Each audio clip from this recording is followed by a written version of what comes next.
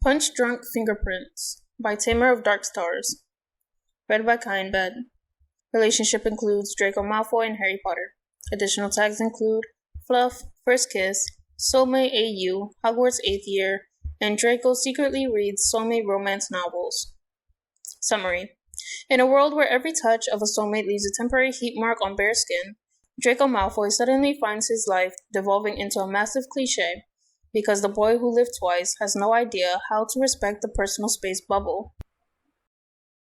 While it wasn't expressly stated in their temporary truce agreement, Draco would have thought that Potter would understand that the personal space bubble was still in effect, especially in semi-public places like the middle of the damn corridors. But no, the boy who lived twice came flying around the corner, green eyes huge round circles behind askew glasses, and spotted Draco trying to walk and dig around in his bag at the same time, and grabbed him around the wrist, with his fingers. Grabbed him around the wrist and yanked, like they'd been best mates for years instead of awkward truce, maybe we don't want to kill each other acquaintances for like a month and a half. Malfoy, great, good, come with me. What the bloody fucking hell? Yelped Draco, stumbling as Potter continued to half run, half power walk his way down the 4th floor corridor. Potter didn't respond until they were in an empty study area, yanking Draco towards a bookshelf shoved against the wall in the corner. Without pausing, Potter pulled his wand from his pocket with the hand not currently holding Draco's and waved it. The bookshelf creaked forward and Potter pulled Draco into the dimness beyond, letting the shelf swing shut behind him. Potter sighed, relieved, and slumped against the wall. Draco stared at his murky profile in complete and utter disbelief. What? He began. The fucking hell is wrong with you? Potter shook his head. Don't you read the Daily Prophet? Why would I read the Daily Prophet? Draco snarled, and with good reason. The Prophet has been trying desperately to make up for the fuckery that was its reporting for the last 2 years with articles on Death Eaters and their families, to inform the people. The Malfoy family and its epic backflip from grace was featured almost as often as Harry Potter, the hero of the wizarding world. That is to say, every single bloody page. So no, pardon Draco if he did not support the morons at that ridiculous newspaper. Rita Skeeter can kiss my... Potter cut him off. They did another soulmate article on me, which unfortunately involves half this bloody school going batshit insane. Draco was startled into snorting, a most undignified noise considering. And here, I would think you'd love that. You clearly don't know me that well, Potter said dryly and started to walk. This had the unfortunate effect of both Draco and Potter realizing that Potter's fingers were still loosely clasped around Draco's wrist, and they leapt apart almost immediately. Draco bumping into the side wall of the narrow passageway Potter had dragged him into without his permission. Potter looked vaguely sheepish in the gloom, and Draco decided for both their sanities not to comment. Draco's wrist was warm where Potter had been gripping it. Draco also decided to firmly ignore this. Where the hell are we? Secret passageway leads to the 7th floor corridor, right by that portrait of Sir Cadogan. And we are here because... Potter shot him a look over his shoulder as they walked, Potter in front and Draco bringing up the rear, one hand on the wall. 90% of the school is currently trying to grab me and see if their fingers leave the mark on my skin. And Ron and Hermione are still in their honeymoon relationship stage, and it's sickening to be around them. This did not answer Draco's question, and he scowled at the back of Potter's head as they walked. Every time the Prophet did a soulmate article, it would inevitably bring the discussion around to Potter and how the boy who lived twice was still single, ladies, and how someone out there was lucky enough to own the fingertips that would make the distinguishing soulmate marks on Potter's delicate porcelain skin. The paper did tend to go on about Potter's skin, as did some rather frightening editorial pieces that fantasize about that very topic. Not that Draco had ever read them, because he, as previously stated, did not read the Daily Prophet. That still doesn't explain why you grabbed me and dragged me in here. Potter scoffed. Well, you're not likely to suddenly try and jump my bones, are you, Malfoy? Well, that conjured up some mental pictures, now didn't it? Draco cleared his throat uncomfortably and tried to purge the sudden and vivid fantasy from his mind. Not likely, Potter. And since we're friends and all now... Excuse me? I was under the impression we were truced. Potter shot him a look that clearly said he was being an idiot, and Draco prickled. I seem to remember offering to be your friend years ago, and someone thought he was too good for it.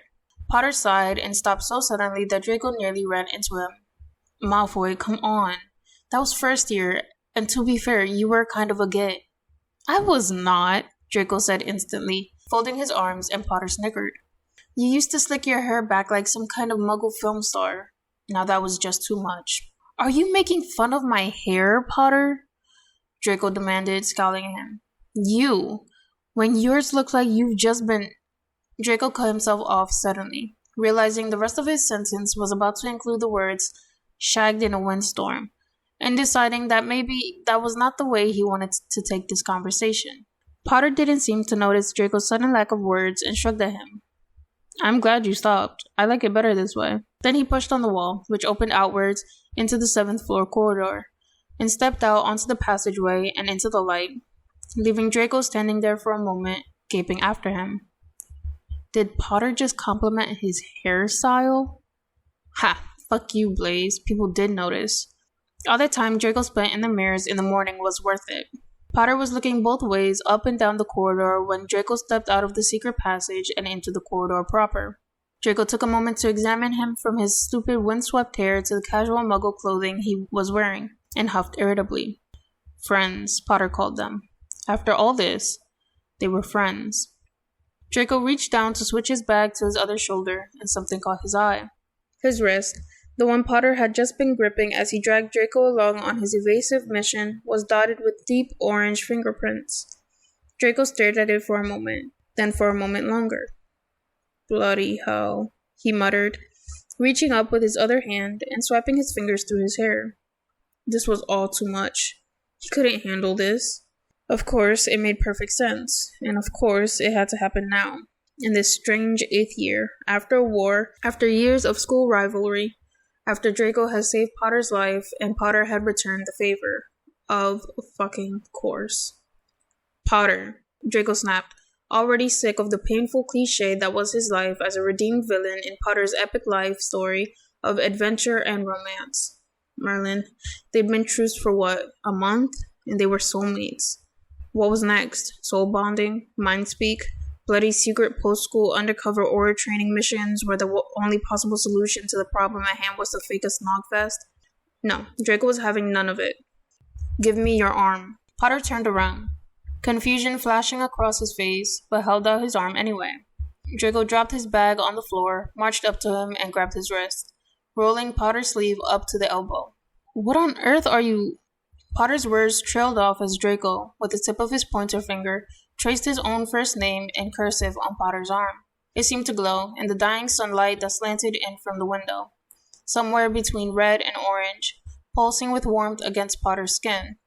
Potter stared at it for a moment, then looked up at Draco, who wordlessly held up his arm so Potter could see his own stupid fingerprints beginning to fade around Draco's wrist. Huh, Potter said, blinking rapidly, and Draco shook his head. That's unexpected. That's because you don't read, Potter, Draco muttered, letting his arm fall to his side. Anyone with half a brain and access to any novel written in the last 20 years would have seen this coming. Harry. What? Potter grinned then, and Draco felt suddenly like he was losing any control he may have had over this situation. I'm about to kiss you. You may as well start calling me Harry. Draco's ears had suddenly stopped working after the word kiss, and he gaped at Potter as the savior of the wizarding world and his ex-enemy stepped forward, gripping Draco by the shoulders, and seriously, how was this his life? But then Potter was leaning in, and Draco must have leaned too, must have swayed forward unconsciously, meeting him halfway, because then they were kissing. Draco's bag hit the floor, tipping on its side in a slumped daze, but Draco couldn't really care less at this point, because every point of skin-to-skin contact was blazing warm, and he reached up like he'd wanted to for ages, and swept pale fingers into Potter's dark hair, slanting their mouths together, and bloody fucking hell, he could stand here and kiss Harry fucking Potter for years. Whoa, vile interlopers! Draco jumped violently, and Potter broke away with a gasp of surprise, stepping to the side and stumbling over Draco's dropped bag. There was a few moments of scrambling during which Draco grabbed Potter, Harry?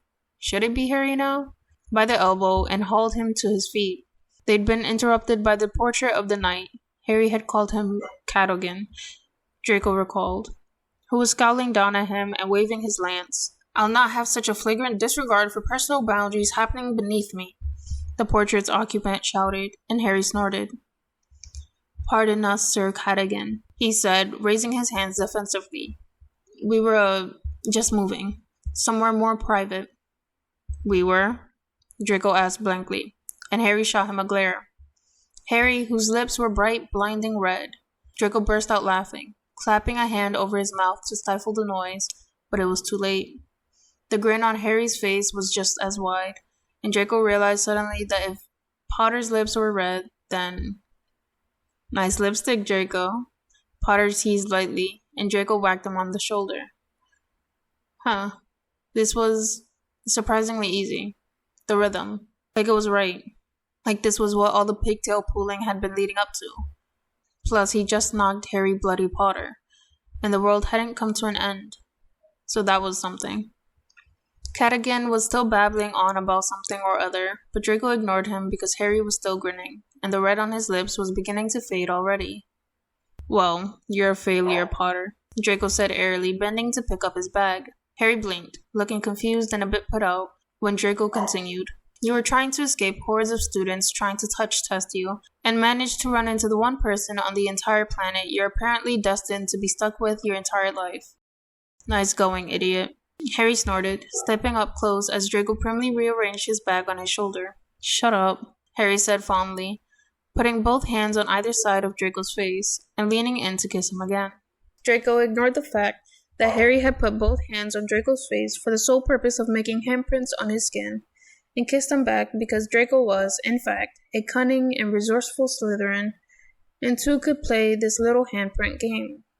And Draco very much intended to. You have just finished listening to Punch Drunk Fingerprints by Tamer of Dark Stars. If you enjoyed the story, please leave them some feedback on archiveofourown.org/work/5684710. And if you enjoyed my reading of the story, you can find me on Twitter at twitter.com/Kaiinbed. I also made a Google Sheet for requesting fics because I realized how unorganized comments are.